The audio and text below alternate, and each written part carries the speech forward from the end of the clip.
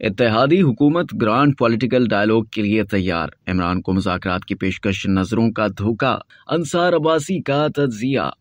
اب جبکہ P T I حکمران اتحاد کے ساتھ مذاکرات پر آمادہ ہے تو حکومتی اتحاد عوامی بیانات کے باوجود دلچسپی نہیں دکھا رہا۔ وزیر اعظم شہباز شریف نے ملک کو درپیش چیلنجز سے نمٹنے کے لیے اتحاد کی ضرورت پر زور دیا ہے۔ عمران خان نے اپنے ٹویٹ میں کہا کہ ملک کی بہتری، مفاد اور جمہوریت کی خاطر وہ کسی سے بھی مذاکرات کرنے اور کسی بھی قربانی کے لیے تیار ہیں، لیکن ان بیانات کے باوجود حالات تبدیل نہیں ہوئے۔ پی ٹی آئی کے سینئر رہنما فواد چودھری نے بتایا کہ حکومت یا اسٹیبلشمنٹ کی جانب سے کسی نے بھی پی ٹی آئی سے مذاکرات کے لیے رابطہ نہیں کیا۔ الیکشن کمیشن کی جانب سے پنجاب میں اپریل میں انتخابات ملتوی کر کے انہیں 8 اکتوبر کو کرانے کے فیصلے کے تناظر میں وزیر قانون اعظم نذیر تاڑر نے کہا کہ اتحادی حکومت گرانڈ پولیٹیکل ڈائلاگ کے لیے تیار ہے، بشرطیکہ عمران خان سیاسی درجہ حرارت کو کم کرنے پر آمادگی کا اظہار کریں۔ انہوں نے کہا کہ عمران خان کو چاہیے کہ وہ تیسرے آپشن کی راہ ہموار نہ کریں اور اپنے 2 نمائندوں کو بھیجیں۔ حکمران اتحاد کے 2 لوگ مل بیٹھیں گے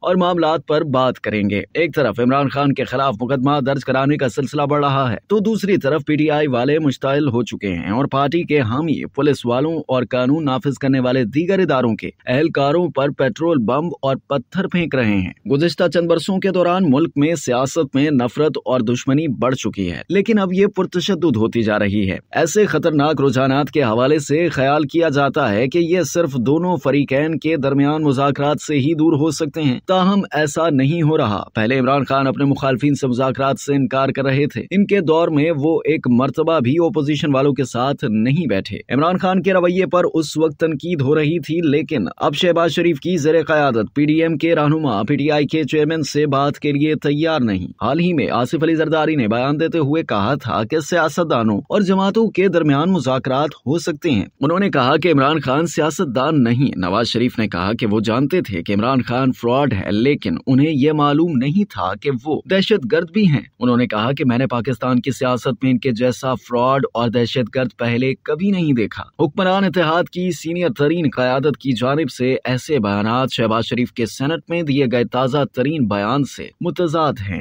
اب تک کے لیے اتنا ہی۔ مزید جاننے کے لیے سبسکرائب کیجیے ڈیلی جنگ یوٹیوب چینل اور لائک کیجیے ڈیلی جنگ فیس بک پیج۔